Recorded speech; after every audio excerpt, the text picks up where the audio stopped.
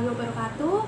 Alhamdulillahirrabbilalamin. Wassalatu wassalamu ala asrafil anbiya'i wal mursalin wa ala alihi washabihi ajma'in.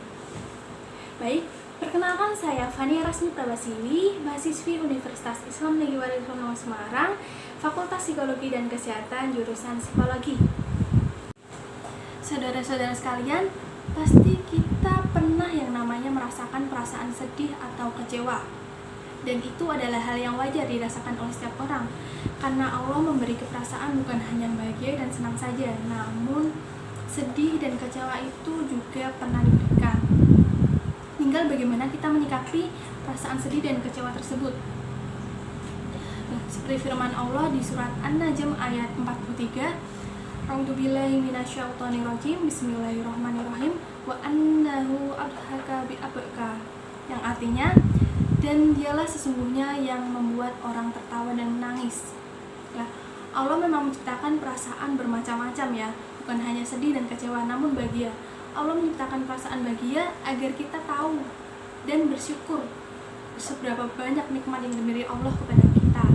Dan Allah juga memberikan perasaan sedih dan kecewa kepada kita agar kita bisa bersabar. Bagaimana kita menyikapi perasaan sedih tersebut dengan sabar dan tetap bersyukur dan yakin Allah pasti akan menyudahi perasaan kecewa dan sedih kita tersebut. Seperti yang kita tahu, kehidupan tidak selalu bahagia ya. Kehidupan itu silih berganti, kadang kita bahagia, kadang kita sedih atau kecewa. Lah, sedih dan bahagia itu adalah dua-duanya adalah ujian dari Allah Subhanahu wa taala. Ya, Allah menciptakan kebahagiaan dan kesedihan agar kita menyadari nikmat yang diberikan Allah. Mampukah kita bersyukur ketika kita diberi kebahagiaan, dan mampukah kita bersabar ketika kita diberi kesedihan oleh Allah. Dan Allah juga ingin kita sebagai hamba itu pasrah dan mengadu pada Zat yang Maha Rahmat, yaitu Allah Subhanahu wa taala. Dan hendaknya kita tidak boleh sombong sebagai hamba. Nah, bagi setiap orang pasti memiliki cara yang berbeda atau coping stress yang berbeda dalam menyikapi kesedihan atau kekecewaannya. Ada yang larut-larut dalam kesedihan, ada yang menggunakan berbagai cara agar dia tidak larut dalam kesedihan.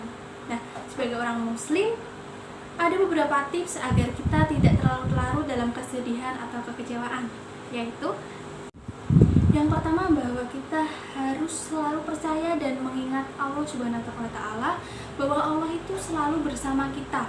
Bahkan di titik terendah pun Allah itu selalu bersama kita. Seperti pada potongan surat At-Taubah ayat 40, la tahzan innallaha ma'ana, dan janganlah engkau bersedih, Allah sesungguhnya bersama kita. Kita harus percaya, setidaknya kita harus berdoa dan kita serahkan semua kepada Allah Subhanahu wa taala. Kemudian yang kedua adalah kita harus percaya bahwa sesudah kesulitan atau kesedihan pasti ada kemudahan. Seperti firman Allah pada surat Al-Insyirah ayat 6, yaitu inna ma'al usri yusra, sesungguhnya setelah kesusahan ada kemudahan. Kita harus percaya bahwa setelah kesusahan memang ada kemudahan. Pertama, memang kita merasa sulit, yang pertama kita lakukan adalah kita harus menenangkan diri dahulu. Kita tenang. Memang mungkin kemudahan yang diberikan Allah tidak pada saat itu juga, tapi pasti setelah kita sudah tenang, pasti ada kemudahan jalan keluar yang bisa kita lalui untuk keluar dari masalah atau kesedihan yang kita rasakan tersebut.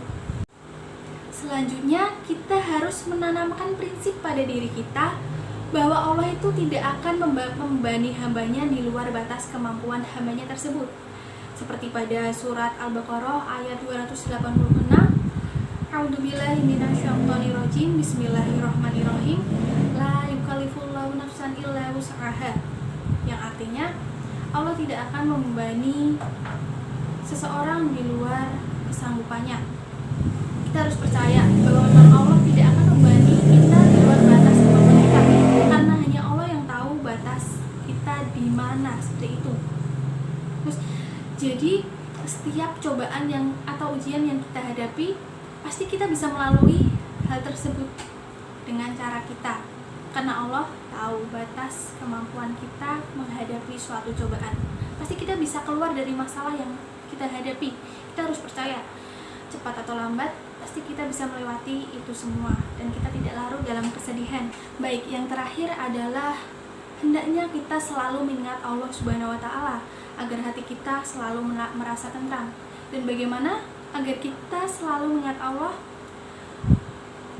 Hendaknya kita ketika sedang dalam merasakan kesusahan atau masalah atau cobaan atau ujian, hendaknya kita mengambil air wudhu, berzikir, atau melaksanakan sholat sunnah juga, i'tikaf di masjid, seperti itu. Dengan begitu kita bisa lebih mengingat Allah dengan zikir tersebut. Selain itu, zikir, berdoa, beribadah itu juga dapat meningkatkan yang namanya senyawa serotonin. Senyawa serotonin itu adalah senyawa pembawa kebahagiaan atau peningkatan mood. Ya, senyawa ini bisa membawa kita lebih perasaannya lebih bahagia dengan cara tadi, beribadah, berdoa, berzikir, seperti itu. Sehingga ketika kita dalam perasaan sedih, ketika senyawa itu bertambah karena kita beribadah atau berdoa atau membaca Al-Quran, kita akan lebih merasakan bahagia, moodnya lebih naik, seperti itu. Memang suatu hal yang wajar ketika kita merasakan kesedihan atau kekecewaan, karena Allah Subhanahu wa taala tidak menciptakan perasaan bahagia saja. Allah juga menciptakan perasaan sedih, kecewa, dan lainnya. Tinggal bagaimana kita menyikapi perasaan tersebut. Seperti contoh, jika kita mendapatkan masalah atau cobaan dari Allah Subhanahu wa taala, kita menyikapinya dengan kita menjadi malas beribadah, malas belajar, malas melakukan kegiatan yang wajib kita lakukan, itu kan juga tidak baik untuk kita. Allah juga tidak suka hal tersebut. Saya percaya setiap orang memiliki coping stress atau cara menyikapi kesedihan yang berbeda-beda.